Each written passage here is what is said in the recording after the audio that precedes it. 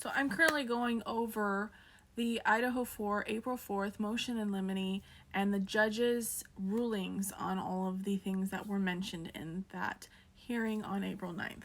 If you have not seen that, I have summarized each and every motion when it occurred down below, but I'm also going over, he had one encompass document for everything that he basically ruled on the spot, and I went over that already in previous videos, but I also am going over a couple of more individual ones that he posted at the same time that are new rulings, and I'm bringing them to you today.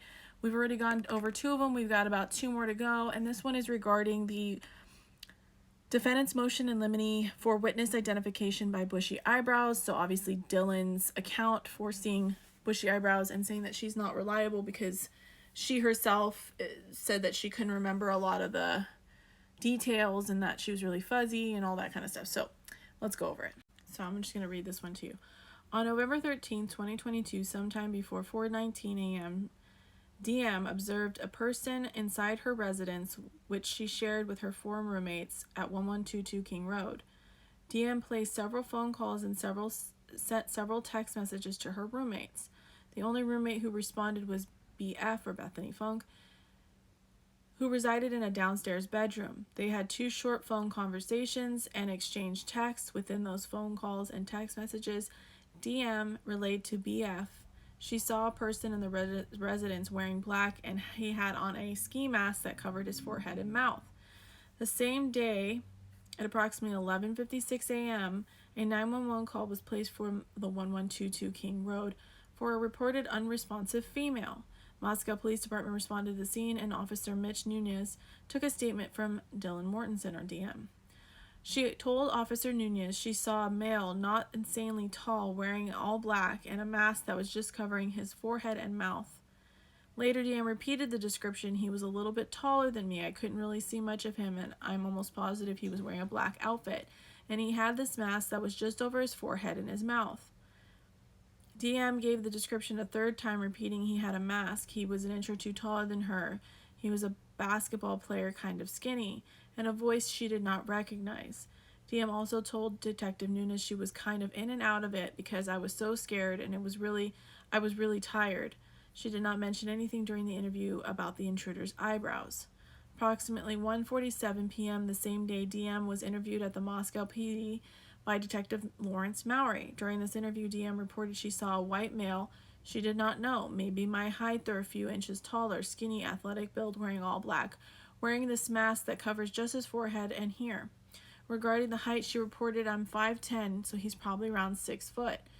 She responded no when asked if she saw what color his eyebrows were, and added, I don't remember what his eyes looked like either, but she saw his eyes and he was definitely a white guy. She mentioned she was in and out of it because she was tired, and explained everything was a kind of blurry.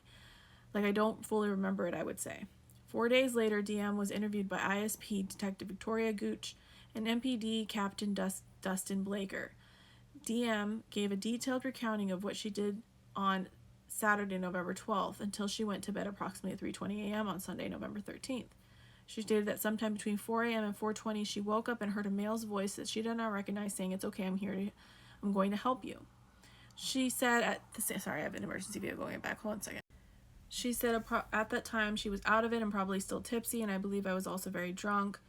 DM opened her door and saw someone, explaining, and I don't know how I knew it was someone because from my mind, it's like I was almost wearing like these blurry glasses, like it's fuzzy and cloudy. But it was like a figure of someone wearing all black, and it was like they had a ski mask that was covering their forehead and their chin and mouth. But I could see, all I remember was seeing their eyebrows. And I don't remember what their eyes look like, but I remember their eyebrows. I don't remember the color the eyebrows were. I just remember like bushy eyebrows. That's all I could think about. DM described the male as a skinny toned basketball type. DM stated 5'10", tall, so that the male was around 5'10", and then 6 foot, somewhere around there. DM stated the male was approximately 3 feet from where she was standing, but added that could be off because I obviously probably was still a little bit drunk. I just woke up. I don't remember fully. She reiterated, I know he looked at me because I could see his eyebrows. I think I just saw one eyebrow. I don't know why or how.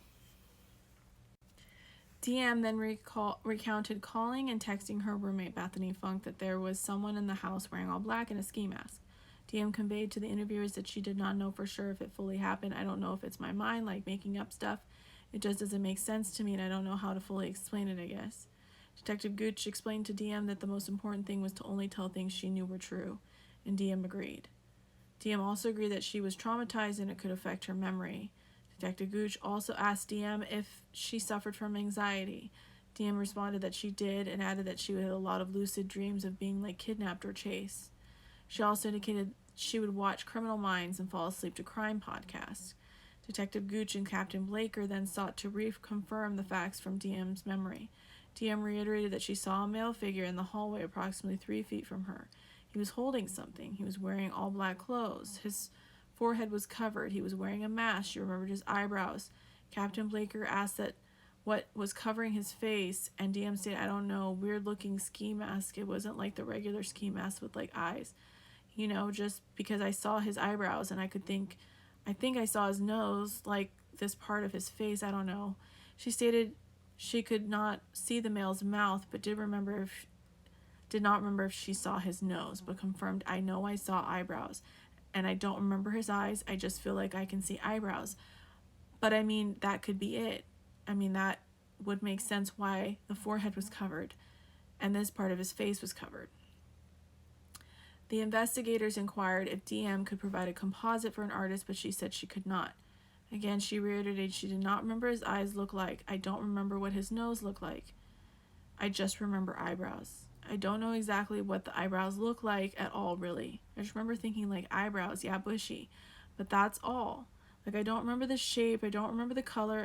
I just remember, like, bushy eyebrows. That's the only thing I can remember. On November 13th and November 19th, law enforcement took photos of DM's bedroom. On the wall were many magazine photos and drawn pictures pinned to corkboards. The drawings were of human faces, with an emphasis on eyes and eyebrows. Some of the eyebrows are heavy. On December 1st, 2022, 18 days after her first interview, DM was interviewed by forensic interviewer Aaron Williamson. DM gave a detailed accounting of her day on Saturday, November 12, 2022, until she went to bed on Sunday, November 13, 2022. DM reported she heard a man's voice, and it wasn't Ethan's. It was like, it's okay, I'm gonna help you. DM stated she saw an all-black figure, about my height, maybe a few inches taller, skinny build, wearing a mask. DM again stated, I saw, like, I don't remember if it was just one eyebrow or two, but it's just like this bushy eyebrow. She described texting Bethany Funk about a guy in all black, and described the ski mask, stating, I couldn't see any of his hair, but I just remember, like, just seeing, like, it was almost like almost rectangular, like not the circle ones. It was rectangular because I remember seeing, it's just like, I don't know how to explain it. I just seeing like this, maybe I'd be able to see like a cross, but I don't remember seeing his eyes. I just feel like his eyes were there. I could just see like an eyebrow. I feel like that's how I know he saw me, because I saw his eyebrow. Like if I can see his eyebrow, he can see me. And I'm going to pause there and come back for the next part of this particular motion in limine.